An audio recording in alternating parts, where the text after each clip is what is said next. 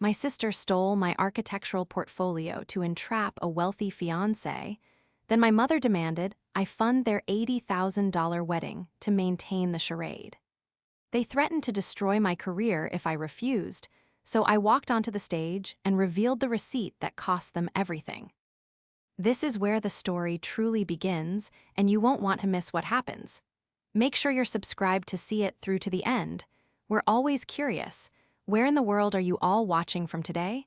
Let us know in the comments.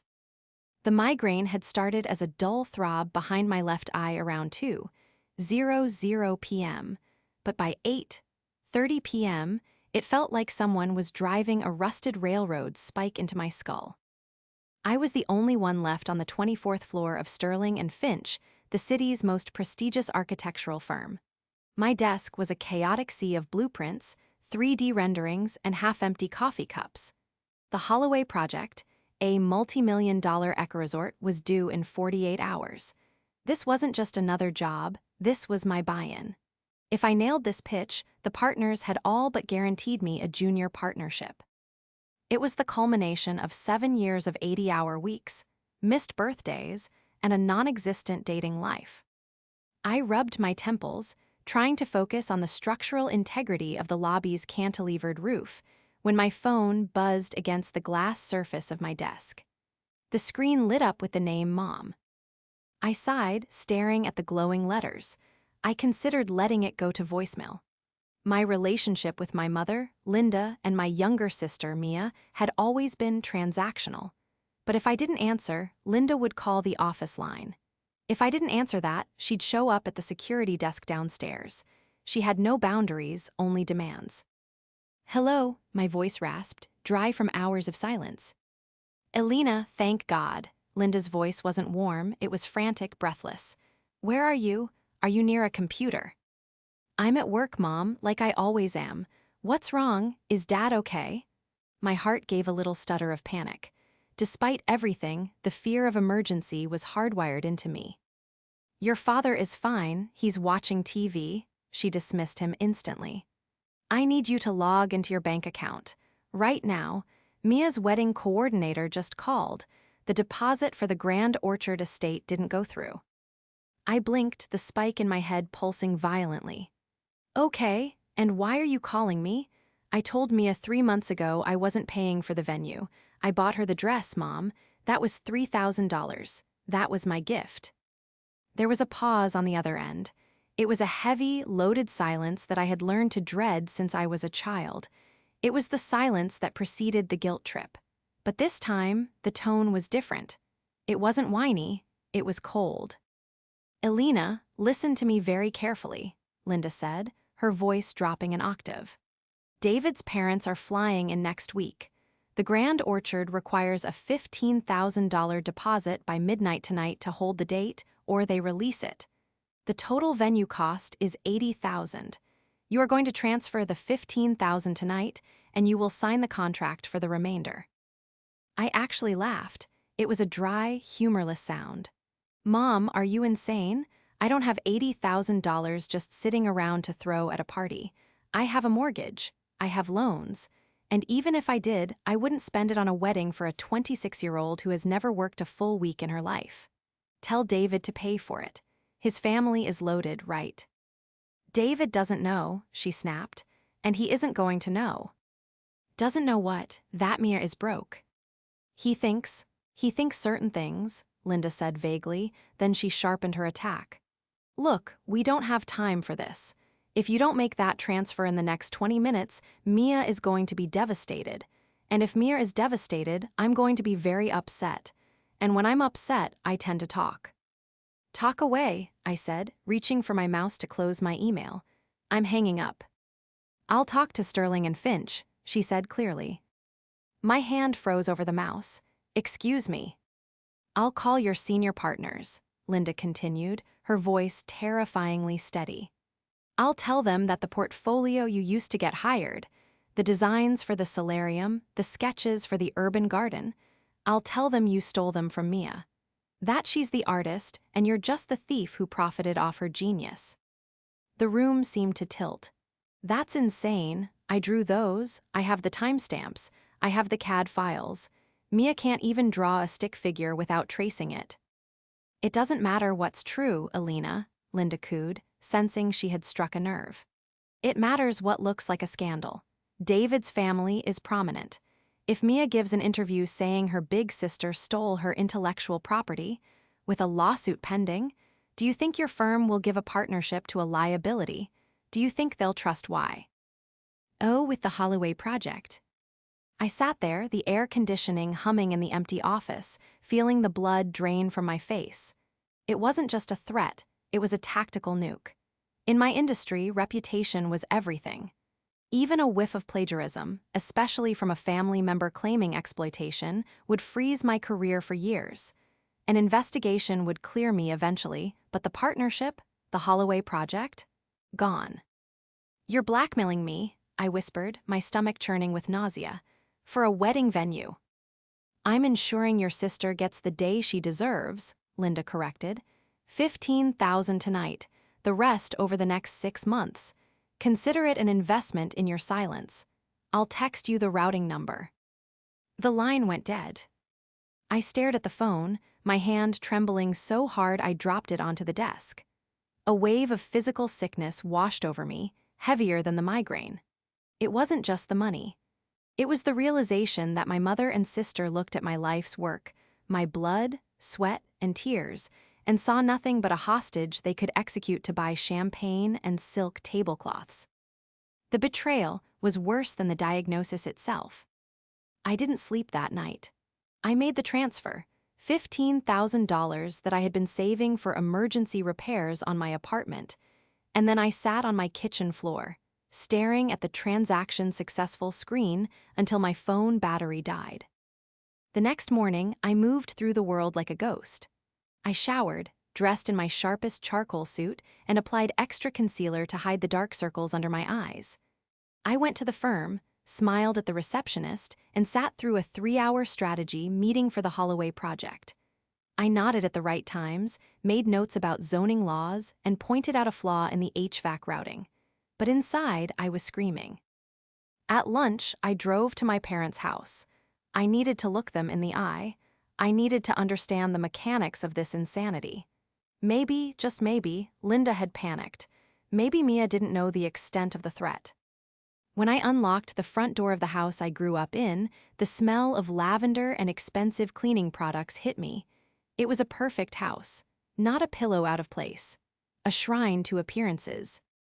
Mom, Mia, I called out, my voice echoing in the foyer. In the sunroom, Mia's voice chirped. She sounded happy, carefree. I walked into the back of the house. The sunroom was flooded with light. Mia was sprawled on the white wicker chaise lounge, flipping through a bridal magazine. She looked radiant, her blonde hair perfectly blown out, sipping an iced latte. Linda was sitting opposite her, typing on her laptop, probably updating the guest list. They didn't even look up when I walked in. The florist called, Mia said to Mom, ignoring my existence.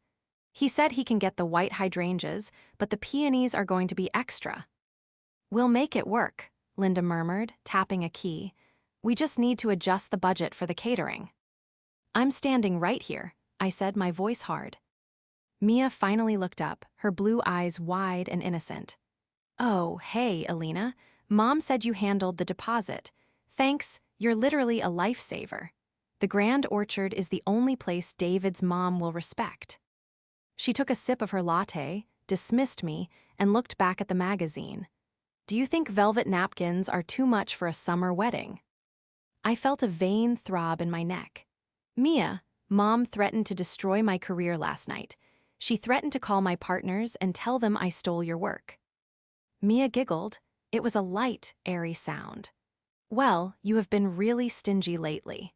I mean, you make all this money, and you drive that nice car, and you were going to let me get married in a Marriott? It was kind of embarrassing, Elle. Embarrassing? I stepped closer, my hands clenched into fists at my sides. I'm being extorted. Do you understand what that means? You're committing a crime. Linda closed her laptop with a sharp snap. She stood up, smoothing down her skirt. Stop being dramatic, Alina. Nobody is extorting anyone. We're family. Family helps each other. You have the means and Mia has the need. It's redistribution. It's theft, I spat. And what is this lie about me stealing your work? Where did that come from? Mia sighed, putting the magazine down as if I were a toddler interrupting her nap. Look, David thinks I'm artistic. I showed him your portfolio from college, the sketches, the watercolors. I told him they were mine. It's not a big deal. He loves the idea of marrying a creative soul. It makes him look at me differently. My jaw dropped. You showed him my architecture portfolio, the one with my name on it. I put a sticker over your name, Mia said with a shrug. And I told him Alina was just the name of the model in the life drawing class. He bought it. He thinks I designed that eco cabin you won the award for. He's really proud of me. She smiled, a terrifying, angry, vacuous expression that hid a razor-sharp cunning. So, if you make a fuss, you're not just ruining the wedding, you're ruining my marriage. You'd be exposing me as a liar to David. And if you do that, well, Mom's right, we'd have to scorch the earth. If I go down, you go down. I looked from Mia's smug, flawless face to Linda's stony, resolute expression. They had planned this. They had discussed it, strategized it, and executed it. I wasn't their daughter or sister. I was a resource to be mined. They saw my success not as something to be proud of, but as a deep pocket they were entitled to pick. They thought they had me cornered. They thought that because I was the responsible one, the one who followed the rules, the one who feared consequences, I would roll over and write the checks. So that's it, I asked quietly. I pay for everything or you burn my reputation. Essentially, Linda said, sitting back down and opening her laptop. Now, are you staying for lunch? We're having salads. No, I said, backing out of the room. I have to go to work. I have to earn the money you're spending. I walked out of the house, the sound of their casual conversation resuming before the front door even clicked shut. I got into my car and gripped the steering wheel until my knuckles turned white. Tears of rage pricked my eyes, but I didn't let them fall. They thought they had checkmated me. They thought their leverage was absolute. But in their arrogance, they had forgotten one crucial thing. I built things for a living, and I knew exactly how to dismantle a structure that wasn't up to code. To understand why this betrayal cut so deep, you have to understand the history. I hadn't just been a sister to Mia. For most of her life, I had been her safety net, her cheerleader, and her bank. Our father was a passive man, a ghost in his own home who retreated to the garage whenever Linda raised her voice. That left me to manage the emotional volatility of the household. When Mia was 10 and wanted dance lessons, I babysat for 3 summers to pay for her tutu and shoes because Mom said it was too expensive, despite buying herself a new car that same year. When Mia was 18 and got arrested for shoplifting a pair of sunglasses, I was the one who drove to the station, paid the fine, and hid the paperwork so she wouldn't have a record that hampered her college applications. I paid for her brief stint at art school, 2 semesters where she produced nothing but excuses before dropping out because the professors were too demanding. I paid her rent when she tried to be an influencer in LA. I paid her credit card bills when she came back home, crying about how cruel the world was. I did it because I bought into the myth Linda had spun since birth. Mia is special. Mia is sensitive. Alina is strong. Alina can handle it. I had handled it. I had worked through college on scholarships, graduated top of my class, and clawed my way into Sterling and Finch. I viewed my success as a victory for the whole family. I thought they were proud of me. Now I knew the truth. I wasn't the pride of the family. I was the golden goose. And they were ready to wring my neck if I stopped laying eggs. The primary architect of this disaster was Mia, but the sheer scale of the deception required an outsider to validate it. Enter David. I had met David only 3 times. He was a 30-year-old heir to a logistics empire, nice enough, but painfully naive. He wore cashmere sweaters and had a soft, trusting face. He looked at Mia like she was a rare, fragile bird he had been lucky enough to catch. The antagonist of this story wasn't just Mia's greed, it was her curated persona. She had reinvented herself for David. The Mia I knew, lazy, vindictive, and shallow, was gone. In her place was Mia the artist. 2 days after the ambush at my mother's house, I was forced to attend a wedding planning brunch at the country club. Linda insisted I come to sign off on the menu, which was code for "give us your credit card for the caterer." I arrived late. The table was set by the window, overlooking the golf course. Mia was there, wearing a white sundress, holding hands with David. Linda was across from them, beaming. "Ah, the busy bee arrives," David said, standing up to shake my hand. He had a firm grip and a genuine smile. "Mia was just telling me about your current project, the Eco Resort. She said she gave you some great tips on the lighting design." I froze as I pulled out my chair. I looked at Mia. She didn't even blink. She just took a sip of her mimosa and smiled at me, a challenge in her eyes. "Oh," I said, my voice tight, "did she?" "Yeah," David continued enthusiastically. "She was saying how you were struggling with the natural light in the atrium, and she suggested the clerestory windows. Brilliant stuff. It's amazing how talent runs in the family. She showed me her sketches for that library renovation you guys did last year. The way she conceptualized the space, just wow." I felt the blood roaring in my ears. The library renovation. That had been my first solo lead. I had spent 4 months sleeping in that library, measuring every corner. "Mia is very creative," I managed to say, sitting down. "She is," David agreed, looking at her with adoration. "And she's so humble. She told me she lets you put your name on a lot of the joint work because you need the portfolio credits for your promotion, whereas she does it for the love of art. That's incredibly generous of her, don't you think?" I stared at him. The lie was so audacious, so completely inverted from reality, that for a second I couldn't speak. Mia wasn't just claiming my work, she was claiming my charity. She had convinced this man that she was the talent and I was the struggling sister she was helping out. "It's a complex dynamic," Linda interjected smoothly, sliding a menu toward me. "But we're so proud of both of them. Now, Alina, the caterer needs a deposit of $12,000 today to lock in the lobster bisque. You brought your card, right?" David looked at me, his expression open and admiring. "It is so incredibly kind of you to gift us the reception, Alina. Mia told me you insisted on paying for the party as a thank you for all the design help she's given you over the years. I told her it wasn't necessary, but she said you were adamant." I looked at David's trusting face. I looked at Linda's predatory stare.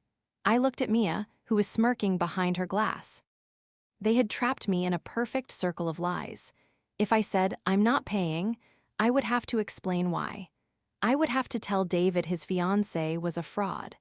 And if I did that, Linda would trigger the nuclear option with my firm. I slowly reached into my purse. "Of course," I said, my voice barely a whisper. "I insisted." I handed the card to the waiter. As he walked away with another chunk of my savings, I looked at Mia. She gave me a tiny, triumphant wink. She thought she had won. She thought the money was the point. But as I watched the waiter swipe my card, something inside me shifted from fear to cold, hard calculation. They wanted me to play the role of the grateful, inferior sister. Fine, I would play the role. I would play it so well that they wouldn't see the knife until I was cutting the cake. The drive back to the office from the brunch was silent, but it wasn't the silence of defeat anymore. It was the silence of a structure settling before the demolition charges are set. For years, I had operated under the assumption that if I just gave enough, loved enough, and fixed enough, my mother and sister would eventually see me as a person, not a utility. But as I watched the digital receipt for $12,000 hit my inbox, money that was supposed to go toward my own future, something inside me finally snapped. It wasn't a loud break. It was a cold, clinical detachment. They wanted to play a game of leverage? Fine. They were amateurs playing with matches. I was an architect who understood load-bearing walls. If I pulled the right brick, the whole house would come down. I arrived at Sterling and Finch at 2:00 p.m. on a Saturday. The office was empty, save for the cleaning crew. I walked straight to my office, locked the door, and did something I should have done the moment Linda made her first threat. I called Marcus. Marcus was an old law school friend of my ex-boyfriend, a shark of a litigator who specialized in fraud and contract law. We hadn't spoken in 2 years, but he picked up on the second ring. "Elena, everything okay?" "No," I said, putting my phone on speaker and pulling up my bank statements. "I need to know the legal definition of extortion within a family unit, and I need to know how to legally record a conversation in our state without the other party knowing." I spent the next hour laying it all out. The threats, the demands, the lies about my portfolio. Marcus listened without interrupting, his breathing getting heavier on the line. "Elena, this isn't just family drama," he said, his voice grave. "If they are threatening your professional licensure and reputation to exact money, that's criminal extortion. But the problem is proof. It's he said, she said, unless you get them on tape or get a paper trail." "I can get the paper trail," I said, looking at the wedding vendor contracts Linda had forwarded to me. "But I need to protect my career first. If I stop paying, they blow up my reputation. I need to inoculate myself." "Preemptive strike," Marcus agreed. "You need to secure your intellectual property. Prove the provenance of those designs before they can claim them. And Elena, you need to find out why they need this money so desperately. 80 grand for a wedding is a lot, but the urgency, the midnight deadlines, that smells like debt. Bad debt." I hung up and went to work. I didn't work on the Holloway project. Instead, I opened the firm's archives. IP. Old every file, every time-stamped CAD drawing, every email correspondence related to the solarium and urban garden designs Mia was claiming as hers. I organized them into a digital dossier titled Provenance. Then, I did the dirty work. I logged into the Grand Orchard Estate vendor portal using the receipt number from my credit card transaction. What I saw made my blood run cold. The deposit I had paid, the $15,000 Linda swore was urgent to save the date, had been processed. But when I looked at the invoice history, there was a discrepancy. The venue required a $5,000 deposit. I refreshed the page. The receipt showed a payment of $15,000 processed via their third-party payment processor. But the venue's ledger only showed a credit of $5,000 applied to the balance. Where was the other $10,000? I called the venue manager, pretending to be a confused bride. "Hi, this is Mia. I'm just checking my balance.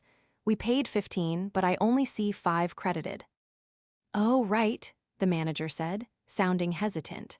"We processed the full amount as requested, applied the required $5,000 to the venue rental, and refunded the surplus $10,000 to the debit card on file ending in 4490. Your mother said it was for florist cash flow. Is that incorrect?" My card ended in 8821. The card ending in 4490 was Mia's personal debit card. I hung up slowly. They weren't just forcing me to pay for the wedding. They were laundering money through the wedding vendors. I was sending cash to pay bills, and they were skimming 60% of it straight into Mia's pocket. The trap wasn't just the blackmail. The wedding itself was a heist. Armed with this knowledge, I knew I couldn't just scream at them. Screaming got me nowhere. I needed David to see it. I needed to chip away at the polished veneer of Mia the artist until the cracks were too big to ignore. The opportunity came 3 nights later. David's parents had arrived in town, and Linda hosted a meet-the-family dinner at her house. She went all out, catered food, which I'm sure she expected me to reimburse her for later, expensive wine, and classical music playing softly in the background. I walked in wearing my armor, a tailored black dress and a smile that didn't reach my eyes. "Elena," David beamed, hugging me. "So glad you could make it away from the drafting table. Mia was just showing Mom and Dad the sketches for her dream home." I looked over at the coffee table. Mia had a sketchbook open. I recognized the drawing immediately. It was a rough concept I had sketched on a napkin 3 years ago for a client in Aspen. She had traced it into a fresh book.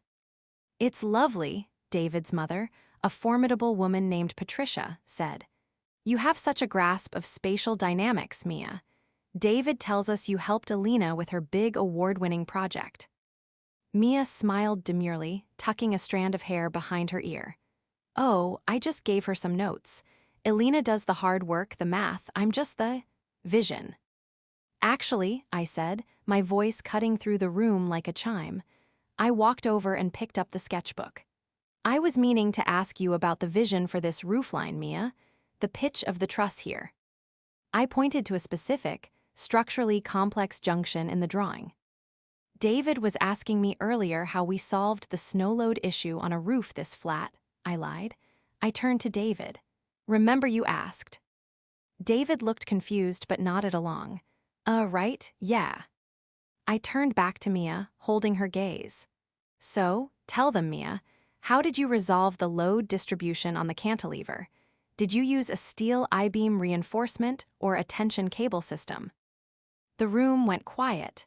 It was a technical question, one any first-year architecture student could answer, and certainly one the creator of the design would know intimately. Mia froze, her eyes darted from me to David, then to his parents. A flush of red crept up her neck. Well, I didn't want to bore everyone with the technical jargon, Elle. That's your department." "It's not boring," I pressed, keeping my tone light and inquisitive. "David's father is an engineer, isn't he? I'm sure he'd love to know. Did you go with the tension cables? Because if you didn't, this drawing suggests the roof would collapse under 6 inches of snow." Mia's hand shook as she reached for her wine glass. I think we used the cables. Yes, the cables." "Strange," I said, closing the book with a thud. "Because this sketch shows a timber frame support. Tension cables wouldn't work with this aesthetic, but maybe you changed it in the final revision." David's father, Robert, squinted at me, then at Mia. "She has a point, Mia. Timber frame would be heavy for that span." Mia stood up abruptly, her chair scraping against the floor. "I have a migraine. The lighting in here is too bright. Excuse me." She fled to the bathroom. David looked at me with a mix of confusion and annoyance. "Alina, why are you grilling her? She's stressed about the wedding." "Just making conversation, David," I said, taking a sip of wine. 10 minutes later, I went to the guest bathroom. As I reached for the handle, the door yanked open. Mia pulled me inside and locked it behind us. Her face was twisted, the demure artist mask completely gone. "What the hell are you doing?" she hissed, her voice trembling with rage. "Are you trying to humiliate me?" "I'm trying to understand my designs," I said calmly, leaning against the sink. "Since you claim they're yours, surely you can explain them." "Stop it," she spat. "If you do that again, if you try to embarrass me in front of David's parents, I swear to God, Alina, I will ruin you. Mom has the email drafted to your partners. We will hit send. Do not test me." "And the money?" I asked, watching her closely. "The $10,000 refunded to your debit card from the venue, is that part of the vision too?" Mia's face went white. For a second, pure terror flashed in her eyes, but she recovered quickly, sneering at me. "That was a reimbursement for personal expenses related to the wedding. Consultant fees. You agreed to pay for the wedding. That includes my time." "Your time," I repeated. "I'm the bride," she said, unlocking the door. "I'm the project. You're just the wallet, remember that." She stormed out. I looked at myself in the mirror. She was doubling down. She wasn't just a liar, she was delusional. And David? He was so desperate to believe in the fantasy that he was blind to the red flags waving in his face. I knew then that a simple conversation wouldn't save him. He needed a demolition. The weeks leading up to the wedding were a blur of escalating madness. With the dinner test confirming Mia's volatility, I accelerated my investigation. I hired a private investigator, a retired cop named Miller, to look into Mia's finances. The report he handed me 3 days before the wedding was a thick envelope of disaster. Mia wasn't just broke, She was drowning. During her influencer phase in LA, she had racked up $60,000 in credit card debt. She had taken out payday loans. And most damning of all, there was a pending civil suit against her in California for selling custom art online that she never delivered. She was using the wedding money, my money, to pay off the loan sharks and keep the lawsuit quiet so David wouldn't find out. Meanwhile, the demands from Linda became more aggressive. "The caterer needs another $8,000, Linda texted me on a Tuesday. "Transfer it now, or else. The band requires a rider fee of $2,000. Pay it." I paid it all, every cent, but I didn't send it blindly anymore. I documented every transfer. I saved every threatening text message from Linda. I screenshotted the venue portal showing the refunds hitting Mia's account. I built a binder, a physical 3-ring binder of evidence. But the hardest part was watching David. 2 days before the wedding, I tried one last time. We were at the rehearsal dinner. David was outside, smoking a cigar, looking stressed. "David," I said, stepping out into the cool night air, "we need to talk." He sighed, not looking at me. "If this is about Mia's artistic process again, Alina, please don't. She's told me how jealous you are, how you've always resented her creativity because you're so rigid." The words stung, mostly because they came from Mia's mouth through his. "David, this isn't about jealousy. Look, has Mia ever shown you her actual degree? Has she ever let you see her bank accounts?" David turned to me, his eyes cold. "She showed me her portfolio, the one you put your name on to get ahead. Honestly, Alina, I think it's big of her to let you keep your job. If I were her, I'd sue you. But she loves you. She wants you at the wedding. So, for her sake, just stop. Stop trying to undermine her." He threw his cigar on the ground and crushed it with his heel. "Just be a good sister for once." He walked away. I stood there in the dark, my heart pounding. He was fully indoctrinated. Mia had inoculated him against the truth by painting me as the villain in advance. Anything I said now would just be jealousy. He had made his choice.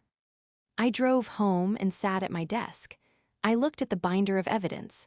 I looked at the provenance dossier on my hard drive. I had a meeting scheduled with Mr. Sterling, the senior partner, the next morning. It was a risk. If I told him about the blackmail, he might see me as too much drama.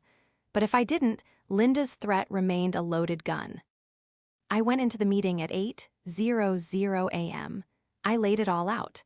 I showed him the timestamps of my work. I showed him the threatening texts from my mother. I told him, "I am being extorted by my family, who threatened to claim I stole this work.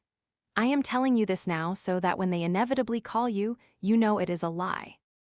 Mr. Sterling, a man of few words, looked through the documents, he looked at the texts, then he looked at me. "Alina," he said, closing the file, "we know you designed the solarium. We saw you draw it on the whiteboard in the boardroom 3 years ago. Your sister's claims are baseless." But, he paused. "This level of volatility is a distraction. Deal with it. Permanently. Don't let it bleed into the firm again." "I intend to," I said. "I'm dealing with it on Saturday." "Good," he said. "And Alina, the Holloway project is yours. Congratulations on the partnership. Pending, of course, that you survive your weekend." I walked out of that office with the weight of the world lifted from my shoulders. The leverage was gone. The threat was empty. Linda could call the Pope for all I cared. My job was safe. Which meant I was no longer a hostage. I was a guest. And as a guest, I had been asked to give a toast. The Grand Orchard estate was exactly as expensive as the invoices suggested. Crystal chandeliers hung from the vaulted ceilings of the ballroom, casting a soft, golden glow over the 180 guests. There were fountains of champagne, walls of white hydrangeas, and a string quartet playing contemporary pop hits. I sat at the head table to the left of the bride. Mia looked like a princess in her $5,000 gown, another item I had indirectly paid for. She was glowing, laughing at David's jokes, occasionally shooting me a look that was equal parts warning and gloating. Linda was holding court at the parents' table, looking like the Queen Mother, accepting compliments on the exquisite taste of the event. They were relaxed. They had won. The checks had cleared, the guests were seated, and I was in my chair, playing the part of the dutiful, defeated sister. When the entree plates were cleared, filet mignon, naturally, the DJ lowered the music. "Ladies and gentlemen," he announced, his voice booming, "it is time for the toasts. First up, the maid of honor and sister of the bride, Elena." The room erupted in polite applause. I stood up. My legs felt steady. My hands were not shaking. I walked to the podium, taking the wireless microphone. I looked out at the sea of faces, David's wealthy relatives, Mia's influencer friends, my parents' neighbors. I looked at Linda. She gave me a sharp, steel-eyed nod, a silent reminder. Keep it sweet or you lose your job. I smiled back. It was the first genuine smile I had worn in weeks because I knew something she didn't. I had nothing left to lose. "Good evening, everyone," I said, my voice clear and calm. "For those who don't know me, I'm Elena, Mia's older sister. We often talk about love as a feeling, but really, love is an action. It's about sacrifice. It's about truth." I turned to look at David. He looked up at me with those trusting, puppy dog eyes, his hand resting over Mia's. "David," I said warmly, "you are a man of integrity. I've gotten to know you over these last few months, and I know how much you value honesty. You fell in love with Mia because you saw a kindred spirit. You saw an artist." Mia beamed, squeezing David's hand. She loved this part, the validation. "You told me once that you were captivated by the soul of the woman who could design the solarium project," I continued, gesturing vaguely. "You said you loved the mind that created the urban garden sketches." "I did," David said, nodding enthusiastically, unaware of the cliff he was standing on. "It's a beautiful sentiment," I said, "and it's why I think it's so important that we start this marriage on a foundation of absolute truth. Because, David, the person who designed the solarium isn't sitting next to you." The room went quiet. A few forks clinked against plates, but the chatter died instantly. Mia's smile faltered. "I designed the solarium," I said, my voice hardening just a fraction. "I designed the urban garden. I drew every line in that portfolio you were shown. The artist you fell in love with is a character, David, a fiction created to impress you." "Elena," Linda barked from the audience, standing up. "That is enough, she's drunk." "I haven't had a drop, Mother," I said into the mic, my voice booming over her protest. "But since you're standing, let's talk about you. Let's talk about how this beautiful wedding came to be." I reached into the podium stand and pulled out the binder. The distinct snap of the rings opening echoed in the silent room. "For the last month," I addressed the crowd, "my mother and sister have threatened to destroy my career at Sterling and Finch, to falsely accuse me of plagiarism, if I didn't fund this $80,000 party." A collective gasp ripped through the room. David pulled his hand away from Mia, as if burned. Mia was staring at me, her mouth open, all color drained from her face. "You're lying," Mia shrieked, standing up. "She's lying. She's jealous because I'm getting married." "Am I?" I asked. I pulled a sheet of paper from the binder. "David, I'm holding a printout of a text message from Linda, dated 3 weeks ago. It reads, 'Transfer the 15 grand by midnight or I call your senior partners and tell them you stole Mia's work. We will ruin you.'" I looked at David's parents, who were looking at Linda with horror. "And," I continued, relentless now, "I'm also holding the bank records from the venue.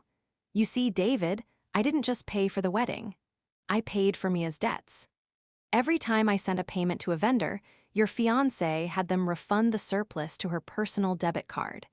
She embezzled nearly $30,000 from me through this wedding to pay off credit card debt and a lawsuit for fraud in California." I walked around the table, approaching the groom. I placed the binder in front of him, open to the page with the highlighted bank transfers showing the money flowing from Grand Orchard to Mia's checking account. "It's all there, David," I said softly, off the mic now, but in the silence everyone heard. "The lawsuit she's hiding from you, the theft, the blackmail, she isn't an artist, she's a con artist." Mia lunged for the binder, knocking a wine glass over. Red wine splashed across the front of her white dress, staining it like a gruesome wound. "Don't look at it. David, don't look at it. She's crazy." David didn't look at her. He was staring at the bank statement. He traced the line with his finger. Refund to card ending in 4490. He looked up at Mia. His expression wasn't angry, it was broken. "You told me you were debt-free," he whispered. "You told me you sold your paintings to pay for the venue." I did, I was going to," Mia stammered, grabbing his arm. "David, baby, listen to me." "And the designs?" David asked, his voice rising. "The solarium, did you draw it?" "I gave her the idea," Mia screamed, desperate now. "She just did the technical stuff, it was my vision." "She can't draw a circle, David," I said from behind him. "Ask her to draw anything, right now on a napkin. Ask her to explain a load-bearing wall." Linda had rushed the head table now, grabbing my arm. "You ungrateful little witch, you ruined everything. Get out, get out." David stood up. He was 6'2", and for the first time, he used his size. He didn't yell, but he pushed his chair back with enough force that it toppled over. "Let go of her," David said to Linda. His voice was ice cold. Linda froze, her hand still gripping my bicep. "David, please," Linda said, switching instantly to her sycophantic tone. "This is just a sisterly spat. Alina has had a breakdown. We'll get her help." "Read the text, Mom," I said, pointing to the binder. "It's right there." David picked up the binder. He looked at Linda. Then he looked at Mia, who was sobbing, the red wine stains spreading on her dress. "Is it true?" David asked Mia. "Did you blackmail her to pay for this?" Mia looked at Linda for help. Then she looked at the guests watching her. She crumbled. "We had to," she wailed. "You don't understand. We needed the money. You have so much, and Alina has so much, and I have nothing. It's not fair. I deserve a nice life too." The confession hung in the air, heavy and suffocating. David unpinned the boutonniere from his lapel. He placed it gently on the table next to the binder. "I think," David said, his voice trembling slightly, "that the wedding is over." He turned to his parents. "Mom, Dad, let's go." "David," Mia screamed, grabbing his coat. "You can't leave, we're married, we signed the papers." "Actually," David said, pulling away from her grip. "We signed the commemorative certificate. The legal license is in the car, I haven't mailed it yet." He looked at me. "I am so sorry, Alina." Then he walked out. His parents followed, stone-faced, without sparing a glance at Linda. The room erupted into chaos. 180 guests began whispering, standing up, and pulling out their phones. Linda collapsed into a chair, putting her head in her hands. Mia stood alone in her stained dress, wailing like a banshee as her dream world disintegrated around her. I picked up my purse. I didn't look back.